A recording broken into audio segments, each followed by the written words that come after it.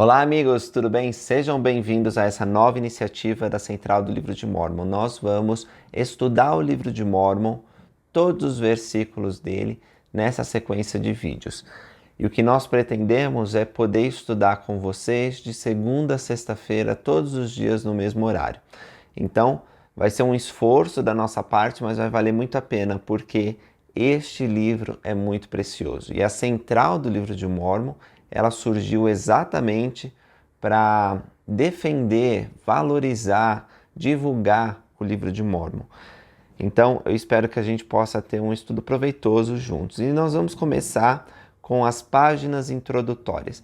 O Livro de Mórmon, vou deixar o link aí para você acessar, mas você também pode pedir uma cópia gratuita caso você não tenha. Os missionários da igreja vão ter um prazer de entregar e explicar para você a respeito desse livro tão precioso. Então, para começar, vamos abrir na página rosto, na página título do Livro de Mórmon. E o interessante é que essa página não foi escrita por nenhum editor moderno, nem pelo profeta Joseph Smith, que foi o tradutor do Livro de Mórmon, como nós vamos aprender na sequência. Esta página foi escrita por um dos autores do Livro de Mórmon. Inclusive, nós vamos descobrir por que chama Mórmon, porque Mórmon foi o profeta, historiador, que resumiu, que compilou a história de seu povo e de outro povo também que viveu bem antes, os Jareditas, nós vamos estudar, e colocou no que hoje nós chamamos o Livro de Mórmon. Então, essa palavra Mórmon, não se assuste, é o nome desse personagem, desse homem que escreveu, que compilou. E o filho dele, ao terminar a obra do pai, escreveu essa página título, que explica o propósito do livro. Então vamos prestar atenção ao que é dito aqui. O Livro de Mórmon, relato escrito pela mão de Mórmon.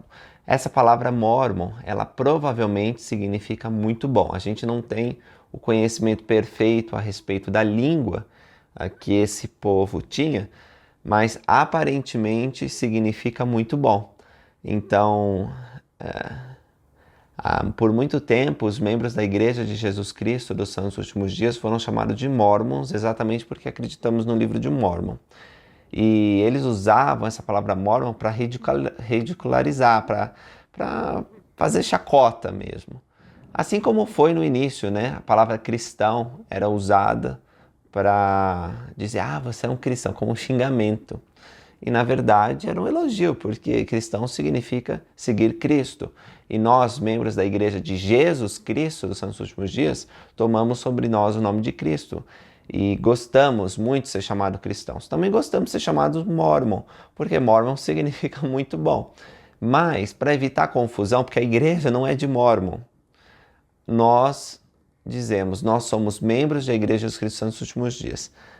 Então, esse relato foi escrito pela mão de Mórmon em placas extraídas das placas de neve. Vai ter um vídeo que a gente vai explicar direitinho a respeito das fontes do Livro de Mórmon. E nós vamos ver que o registro estava gravado em placas de metal e essas placas elas foram escritas por Nefe, por outros personagens, foram compiladas por Mórmon em um grande resumo. Ele sentiu que devia adicionar algumas outras placas que foram originalmente feitas por Nefe, chamadas placas menores. Então vamos lá. É, portanto, um resumo do registro do povo de Nefe e também dos Lamanitas, escrito aos Lamanitas, que são remanescente da casa de Israel, e também aos judeus e gentios. A casa de Israel, ela é a família de Abraão. Abraão foi um profeta cujo Senhor fez um convênio eterno de que, por meio dele, todas as famílias da terra seriam abençoadas. O convênio que Deus fez com Abraão é, na verdade, o Evangelho de Jesus Cristo. É o meio pelo qual nós podemos obter salvação. Então, Abraão recebeu essas promessas, viveu fielmente, entrou para a sua exaltação, tanto que a gente chama o paraíso de Deus como o seio de Abraão, né? Muitas vezes a gente vê assim nas Escrituras. E Deus renovou essa aliança com o filho dele e com o neto dele, que é chamado Jacó. O Senhor mudou o nome de Jacó para Israel. Israel teve vários filhos que são conhecidos, né, cada filho como um patriarca, um chefe de uma tribo, como os pais das tribos de Israel. Então nós temos as tribos de Israel. A casa de Israel é o conjunto dessas tribos. Moisés libertou a casa de Israel do Egito e eles herdaram a terra que havia sido prometida a Abraão. Então, a casa de Israel, ela foi de tempos em tempos advertida pelo Senhor, mas por causa da rebeldia eles foram dispersos por toda a terra. E uma parte da casa de Israel veio aqui para as Américas. E nós vamos estudar como que isso aconteceu. Quando nós entrarmos no livro de 1 Néfi, que é o primeiro livro, né? Porque o livro de Mórmon é dividido em vários livros. E o primeiro livro é 1 Néfi. A gente vai estudar, então, como uma família da casa de Israel saiu de Jerusalém e veio parar aqui nas Américas. Então, o que ele está dizendo é que os nefitas e lamanitas, quando ele fala povo de Nefi, está falando dos nefitas. Quando ele fala lamanitas, está falando do povo de Lamã. Todos esses povos, Nefi e Lamã, eles são descendentes de Leí, e Leí é esse homem que saiu de Jerusalém que nós vamos estudar em breve. Então, o que ele está dizendo assim, esse livro foi primeiramente escrito para vocês. Por quê? Porque esse povo, desculpa dar um grande spoiler aqui, mas vai ser destruído, os nefitas vão ser destruídos, vão sobrar os lamanitas que vão perder o evangelho de Jesus Cristo, vão deixar de entender o que é o convênio abraâmico, vão cair em apostasia e incredulidade. E aí então, como último recurso, o Senhor ele manda Mormon e depois seu filho Moroni escreverem essas coisas e direcionarem primeiro ao antigo e disperso povo do convênio, que inclui os lamanitas e uma mescla dos nefitas que ficou com eles. Mas também é escrito aos gentios. Os gentios são aqueles que não são da casa de Israel, que o Senhor ama, porque Deus ama todos os seus filhos, e quer abençoar tanto os judeus, ou seja, aqueles que são da casa de Israel, como os gentios. Escrito por mandamento e também pelo espírito de profecia e revelação. Escrito e selado, escondido para o Senhor, a fim de que não fosse destruído. Então, nós vamos ver depois que no final, Moroni, ele enterra essas placas para que os lamanitas, que não acreditam em Deus e que odeiam todos aqueles que seguem Jesus Cristo, não destruam esse registro. Para ser revelado pelo dom e poder de Deus a fim de ser interpretado.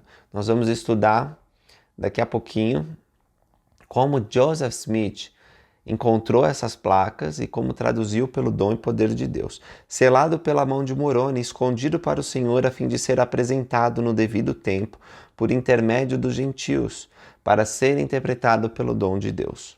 Contém ainda um resumo extraído do livro de Éter, que é um registro do povo de Jared disperso na ocasião em que o Senhor confundiu a língua do povo, quando este construiu uma torre para chegar ao céu. Destina-se a mostrar aos remanescentes da casa de Israel as grandes coisas que o Senhor Deus fez por seus antepassados, e para que possam conhecer os convênios do Senhor e saibam que não foram rejeitados para sempre. E também para convencer os judeus e os gentios de que Jesus é o Cristo, o Deus eterno que se manifesta a todas as nações. Esses são os propósitos do livro. O principal é convencer todas as pessoas, judeus e gentios, que Jesus é o Cristo, o Deus eterno. É por isso que depois do título, o livro de Mórmon, você encontra um outro testamento de Jesus Cristo. Esse subtítulo mostra qual é a função, a missão principal do livro de Mórmon. E agora, se há falhas, são erros dos homens. Não condeneis, portanto, as coisas de Deus, para que sejais declarados sem mancha no tribunal de Cristo. Aí ele põe essa frase aqui, mas eu realmente não conheço falha alguma no livro de Mórmon. É um livro maravilhoso, um livro de escritura sagrada.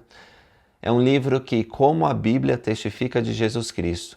Aliás, junto com a Bíblia, ele é uma poderosa testemunha de que Jesus é o Deus eterno e que se manifesta a todas as nações.